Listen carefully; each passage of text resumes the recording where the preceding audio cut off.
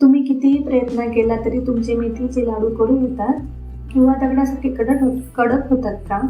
तर आजचा व्हिडिओ तुमच्यासाठी आहे. आज मी तुम्हाला अशी एक सिक्रेट पद्धत सांगणार आहे, ज्यामुळे तुमचे मेथीचे लाडू 100% कडू लागणार नाहीत आणि इतके मऊ होतील की तोंडात टाकताच विरघळतील. अगदी लहानापासून मोठ्यापर्यंत सगळे आवडीने खातील.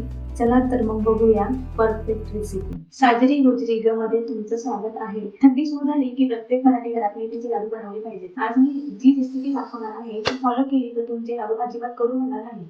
ते बदाम, काजू, पिस्ता, वॉलनट्स, विलायची सुंठ आणि जायफळाची पावडर आहे, चिया सीड्स आहे, उडीद डाळ, टरबूज आणि भोपळा असतो त्याच्या बिया आहेत आणि त्याचमध्ये जवस आहे. इकडे डिंक आहे आणि पांढरे तीळ पण आहे. इकडे खारीक पावडर आहे. इथे मेथी भिजून घेतलेली आहे. ती कशी भिजून घेतली मी तुम्हाला सांगते पुढे. इकडे खोबरं पण घेतलेलं आहे. 1-1.5 वाटी तरी खोबरं असेल. मखाना आहे. गूळ आहे.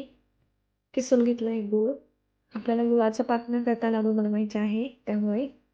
आणि इकडे शेंगदाणे आहे 1 वाटी आणि 1 वाटी गव्हाचं पीठ आहे. या ज्या सगळ्या जिन्नस आहे ह्या आपल्याला छान रोस्ट करून घ्यायचे आहे. चला तर मग सुरू करूया. थंडीचे दिवस आहे त्यामुळे पौष्टिक लाडू तर बनलेच पाहिजे. आता शेंगदाणे भाजून घेते पहिल्यांदा. या सगळ्या ज्या जिन्नस आहे ना आपल्याला लो टू मिडियम गॅसवरच भाजून घ्यायचे आहे. खोबरं तर लगेचच भाजलं जातं. अगदी 2 मिनिटांमध्ये ते कुरकुरीत करून घ्यायचं आहे. खारीक पावडर आहे. खारीक पावडर पटकनच भाजली जाते लगेच. पटपट फिरवायची आहे नाहीतर मग ती कढईला लागते खाली. उडीद डाळ,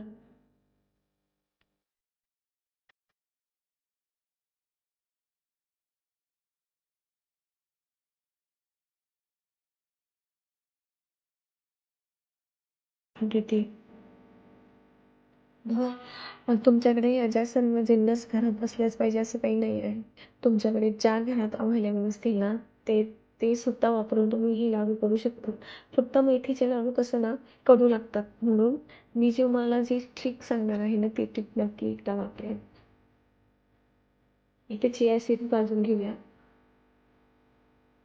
ड्रायफ्रुट्स मी वेगवेगळे भाजून घेतलेत आहेत.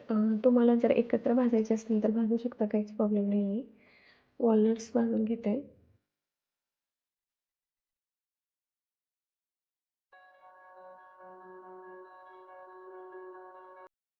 बघा हे इतकं आपण हे जे सामान वापरतो आहे ना हे इतकं हाय प्रोटीनयुक्त आहे ना आणि थंडीमध्ये तर हे लाडू आपण पौष्टिक लाडू आहेत. अगदी आरोग्यासाठी चांगले आहेत. त्यामुळे आता हे नक्कीच करायला पाहिजे थोडासा वेळ काढून. मखाना आहे. माझ्याकडे मखाना भाजलेला होता पण मी फक्त तो रोस्ट थोडासा कुरकुरीत करून घेतला. इथे तूप टाकून डिंक तळून घेतलाय.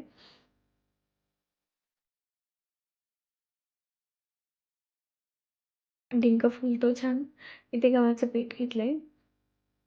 गव्हाचं पीठ आपल्याला 5 मिनिटं तरी कमी गॅसवर आधी थोडंसं लालसर द्यायचं आहे. आणि आता यामध्ये मी मेथीची पावडर ॲड करते बघा. ही जी पावडर आहे ना ही मी आदल्या दिवशी रात्री मेथीचे दाणे तुपात भाजून घेऊन मिक्सरमध्ये पावडर काढली आणि ती तुपामध्ये भिजवून घातलेली होती.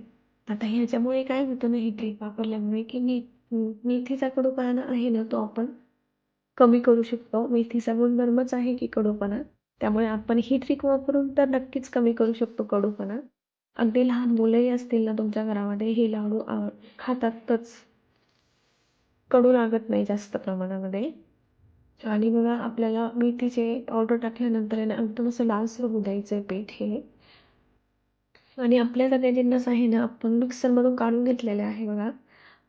इथे डिंक आहे ना सगळ्या शेवटी काढले मी.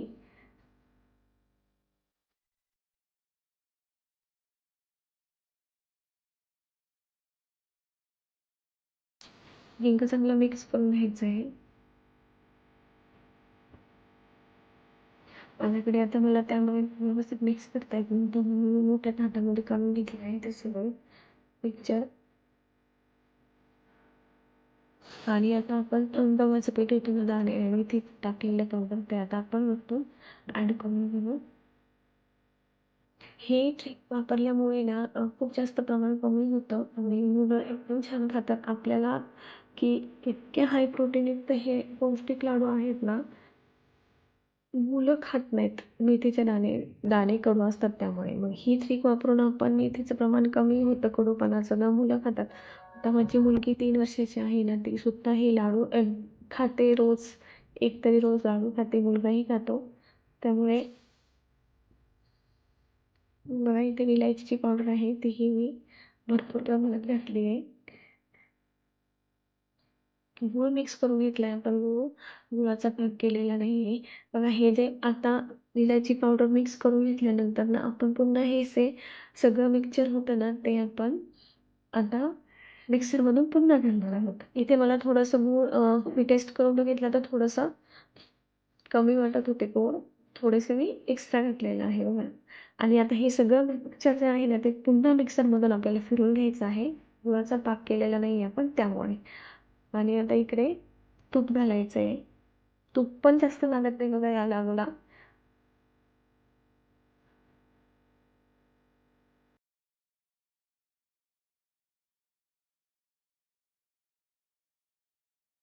तूप त्यामध्ये चांगलं मिक्स करून घ्यायचं आहे. आणि आता तुम्हाला मी बघा दाखवते. लाडू इतके छान वळले जातात ना, अजिबात ड्राय होत नाही आणि त्याचा ऑइलीनेस जो आहे ना तो एकदा छान वाटतो लगेच दिसतो आपल्याला. तुम्हाला एक लाडू बांधून दाखवते. किती छान त्याचा वरचा ऑइलीनेस आहे ना किती छान वाटते आणि बिलकुल ड्राय झालेले नाही लाडू. खूप पटकन बांधता येतात. अशा पद्धतीने मी माझे सगळे लाडू बांधून घेतले. अप्रतिम. जरा सुद्धा कडवटपणा नाहीये, एकदम खुसखुशीत झालेत. तुम्ही सुद्धा ही सिक्रेट टिप वापरून लाडू नक्की बनवा आणि मला कमेंटमध्ये सांगा की तुमचे लाडू कसे झाले. व्हिडिओ आवडला असेल तर लाईक नक्की करा आणि अशाच पारंपरिक रेसिपीसाठी आपल्या चॅनलला सबस्क्राईब करायला विसरू नका. भेटूया पुढच्या व्हिडिओमध्ये. तोपर्यंत बाय.